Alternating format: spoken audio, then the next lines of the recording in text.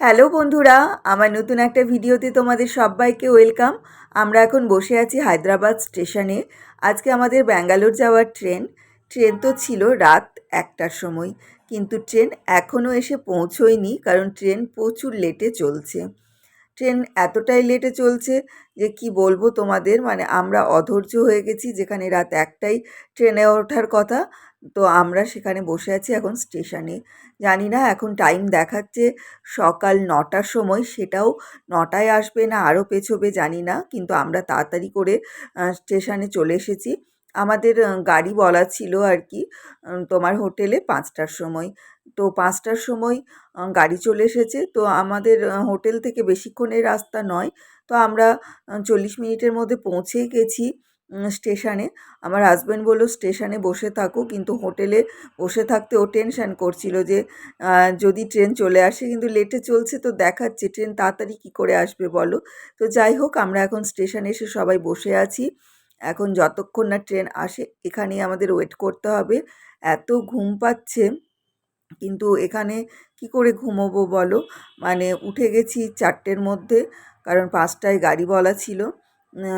Ready teddy হয়ে তারপর আমরা গাড়িতে এখানে চলে এলাম। এখন স্টেশনে বসেই সময় কাটাচ্ছি। স্টেশনটা বেশ ছিমছাম, পরিষ্কার পরিচ্ছন্ন, ভালো লাগছে।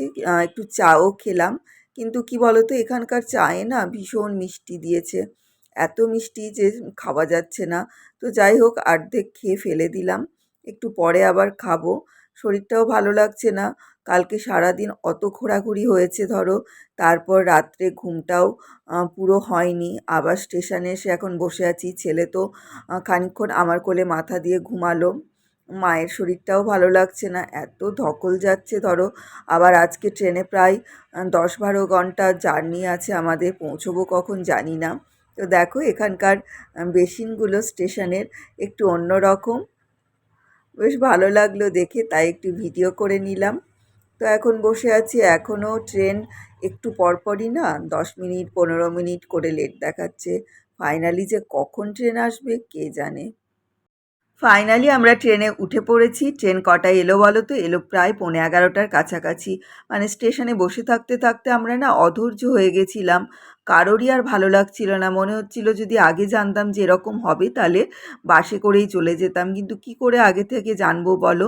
তো যাই হোক, এখন ট্রেনে উঠে পড়েছি। ট্রেন চলতেও শুরু করে দিয়েছে। নিচে খালি একটা সিট পেয়েছি মায়ের, বাকি 3টে সিটই না উপরে। যাই হোক, মায়ের সিটটা নিচে পাওয়া গেছে এটাই অনেক, কারণ মা তো উঠতে পারতো না উপরে। তো এখন খানিকক্ষণ নিচেই বসে আছি, তারপর উপরে উঠবো। আর ছেলেকে দেখো এই যে উপরে তুলে দিয়েছি, বলেছি তুই এখন যতক্ষণ না ব্যাঙ্গালোর আসে তুই উপরেই থাকবি। তো জানি না কতক্ষণও এইভাবে থাকবে। বলেছে মা খানিকক্ষণ একটু ফোন দেখতে দিও। আমি বলেছি ঠিক আছে, সেটা দেবো, কিন্তু এখন একটু ঘুমিয়ে নাও। আর এই যে মায়ের সিট এটা, আমি এখন নিচেই আছি, একটু পরে উপরে উঠবো, কারণ উপরে না একদম উঠতে ইচ্ছে করছে না। উপরে আমার সিটগুলো একদমই ভালো লাগে না, বিশেষ করে দিনের বেলা। রাত্রে হলে তাও ঘুমাতে ঘুমাতে সময়টা কেটে যায়। তো একটু চা নিলাম, চাটা খেয়ে যাতে একটু এনার্জি পাই, কারণ স্টেশনে বসে থাকতে থাকতে আমাদের সমস্ত এনার্জি মনে হচ্ছে যেন চলে গেছে। এই চাটাতেও না সেই মিষ্টি, মানে যখনই ভাবছি একটু চা খাবো, চাটা খেলে একটু শরীর মন ভালো হবে, কিন্তু যখনই চা নিচ্ছি সেই চায়ে একটু করে মিষ্টি বেশি, যেটা আমি একদমই খেতে পারি না। তো যাই হোক, কষ্ট করেও খেয়ে নিলাম চাটা। এই দেখো, ওই দিকটা হচ্ছে ছেলের সিট, আর এই দিকে আমাদের দুজনার। তো ওকে একটা স্টেশনে চিপসের প্যাকেট কিনে দিয়েছিলাম, সেটাই খাচ্ছে এই যে হাজব্যান্ড আর আমি। তো স্টেশনেই আমরা না অনেক কিছু খাবার কিনে নিয়েছিলাম, মানে তোমার পুরি তরকারি, তারপর ধোসা। তো ট্রেনে উঠেই আমরা প্রথমে পুরিগুলো খেয়ে নিয়েছি, কারণ ঠান্ডা তো অলরেডি হয়েই গেছিলো প্রায়। তো আর বেশি দেরি করলে আর ওগুলো খাওয়া যেত না, সেই কারণে ট্রেনে উঠে পুরি তরকারিটা খেয়ে নিয়েছি, কিন্তু ধোসাটা আর খেতে পারিনি। ধোসাটা রাখা আছে। ধোসা আবার দেখবে ঠান্ডা হয়ে গেলে খাওয়া যায় না, কিন্তু আমার হাজব্যান্ডের আবার সব কিছু বেশি বেশি কেনার মানে একটা স্বভাব। পুরি কিনেছে, তার সাথে ধোসাটা কখন খাবো? তো কিছু করার নেই, ওই ঠান্ডা ধোসাই খেতে হবে পরে, কারণ এখন আর কারোর খাওয়ার মতন এনার্জি ছিল না, আর পারছিলামও না অত একসাথে খেতে। তো এই যে আমি এখন উপরের সিটে উঠে গেছি, একটু শুয়ে একটু ঘুমানোর চেষ্টা করব। জানি না এখন এই দিনের বেলা ঘুম হবে কি না। আর না হলে ফোন দেখব, ফোনেও আবার নেটের না ঠিকঠাক কাজ করছে না। তো ১০-১২ ঘন্টা এভাবেই সময়টা কাটাতে হবে। জানি না কখন যে মানে ব্যাঙ্গালোর স্টেশনে নামবো কে জানে। এখন দুপুর গড়িয়ে বিকেল হওয়ার মুখে। আমার তো এক ফোঁটা ঘুম আসলো না। আর উপরের সিটগুলো থেকে দেখবে বাইরেটা দেখা যায় না না, ওই জন্য একদমই ভালো লাগে না। আর ট্রেনে যাওয়ার সময় জানলার ধারে বসে এই বাইরের দৃশ্য দেখতে কী যে ভালো লাগে সে তো তোমরা সকলেই জানো। তো আমি সেই কারণে নিচে নেমে এসেছি। মায়ের সিটে বসে একটু বাইরেটা দেখছি। কোন স্টেশন, কী নাম কিছুই জানি না। কিন্তু বেশ ভালো লাগছে বাইরেটা দেখতে। মাটিটা দেখো পুরো লাল। আর যেহেতু এখন পড়ন্ত বিকেল না, বাইরেটা দেখতে আরও ভালো লাগছে। আর এই দেখো আমার ছেলেকে, একটু ঘুমিয়েছিল দুপুরে, উঠে পড়েছে। আমি ভিডিও করছি বলে পর্দাটা সরিয়ে দিচ্ছে, ভিডিও করতে দেবে না। ওর আর সময় কাটছে না, যেটুকু ঘুমিয়েছিল এবার বাকি সময়টা যে কি করবে কে জানে। এই যে মা বসে আছে, সবাই বোধহয় এখন ঘুমোচ্ছে। তো আমি তো নিচে এসেছি, একটু চা খাচ্ছি। আর আমাদের পাশে একজন ভদ্রমহিলা আছেন, উনি মেয়ের বাড়ি যাচ্ছেন, তো ওনার সাথে একটু গল্প করছিলাম। ট্রেনে যাওয়ার সময় এই যে সহযাত্রীদের সাথে গল্প করতে করতেই দেখবে অনেকটা সময় কিন্তু সুন্দর কেটে যায়।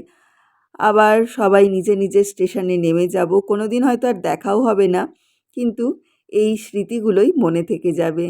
তো এই যে মা আর আমি, এখন সন্ধে অনেকটাই হয়ে গেছে, আর হয়তো বেশিক্ষণের রাস্তা নেই। আর কিছুক্ষণের মধ্যেই আমরা নেমে যাব তোমার ব্যাঙ্গালোর স্টেশন।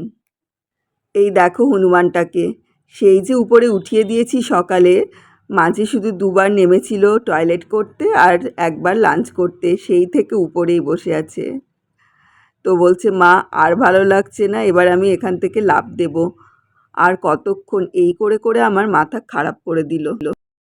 আমরা নেমে গেছি ব্যাঙ্গালোর স্টেশন, এখন বাজছে রাত 9:30। ঠিক টাইমেই ট্রেনটা পৌঁছে গেছে স্টেশনে।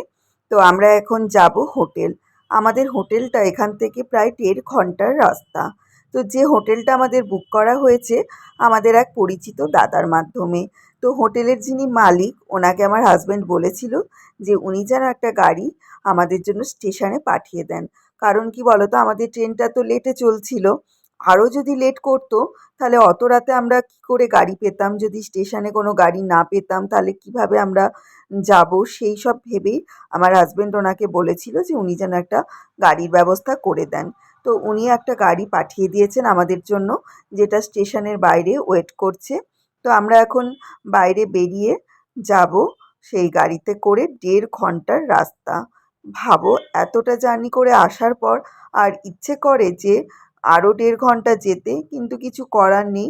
সবথেকে বেশি কষ্ট হচ্ছে মায়ের, কারণ এতটা জার্নি করে মা আর পারছে না। তো চলো দেখি কোথায় আবার গাড়িটা দাঁড়িয়ে আছে। আর কি ভিড় দেখো! আমার ছেলেকে দেখেছো? 2টো লাগেজ নিয়েছে ভারী ভারী, একটা পিঠে নিয়েছে আর একটা হাতে। আমাকে কিচ্ছু নিতে দিচ্ছে না, বলছে তুমি দিদাকে নিয়ে এসো, এত ভিড়, তুমি দিদাকে নিয়ে সাবধানে এসো। এই দেখো ব্যাঙ্গালোর স্টেশনের বাইরেটা, ভীষণ সুন্দর স্টেশনটা। আমি তো এই ফার্স্ট টাইম এলাম, যদিও আমার মা আগে আরেকবার এসেছে ট্রিটমেন্টের জন্যই আমার দিদির সাথে, কিন্তু আমারই ফার্স্ট টাইম আসা। তো চলো, এই যে গাড়ি চলে এসেছে আমাদের, এখন গাড়িতে সবাই মিলে উঠে পড়ি, তারপর তাড়াতাড়ি যেন পৌঁছে যাই। আমরা এখন যাচ্ছি গাড়িতে করে ব্যাঙ্গালোর শহরের মধ্যে দিয়ে, নতুন একটা জায়গা। এই জায়গাটাও ভীষণ ভালো লাগছে দেখতে, চারপাশটা। সবারই ভীষণ খিদে পেয়ে গেছে, কিন্তু এত রাত হয়ে গেছে না, কোথাও যে দাঁড়িয়ে একটু কিছু খাবো সেরকম ধরো উপায় নেই। আমাদের হোটেলের যিনি মালিক, ওনাকে গাড়ির সাথে সাথে খাবারেরও ব্যবস্থা করে রাখতে বলা হয়েছে। কারণ অত রাতে তো ওখানে কোন দোকান আছে না আছে আমরা কিছুই জানি না। সে কারণে ওনাকেই বলা হয়েছে উনি যেন আমাদের রাতের খাবারের ব্যবস্থাটাও করে রাখেন। তো উনি বলেছেন সেটার ব্যবস্থাও উনি করে রাখবেন। তো বন্ধুরা, আমরা হোটেলে পৌঁছে গেছি, খাওয়া দাওয়া হয়ে গেছে, এখন বাজছে প্রায় 12:30টার কাছাকাছি। প্রচণ্ড ঘুম পাচ্ছে, তো আজকে ভিডিওটা এতটা পর্যন্তই। ঠিক আছে, কাল থেকে যে কদিন ব্যাঙ্গালোরে থাকবো তার ভিডিও অবশ্যই তোমাদের সাথে শেয়ার করব। আজকের ভিডিও মানে হোটেলে এসে আর কিছুই মানে ভিডিও করতে পারিনি। খুব সুন্দর আমাদের হোটেলটা, কালকে তোমাদের দেখাবো। ঠিক আছে, তো আজকে গুড নাইট, তোমরা সবাই খুব ভালো থেকো, টাটা।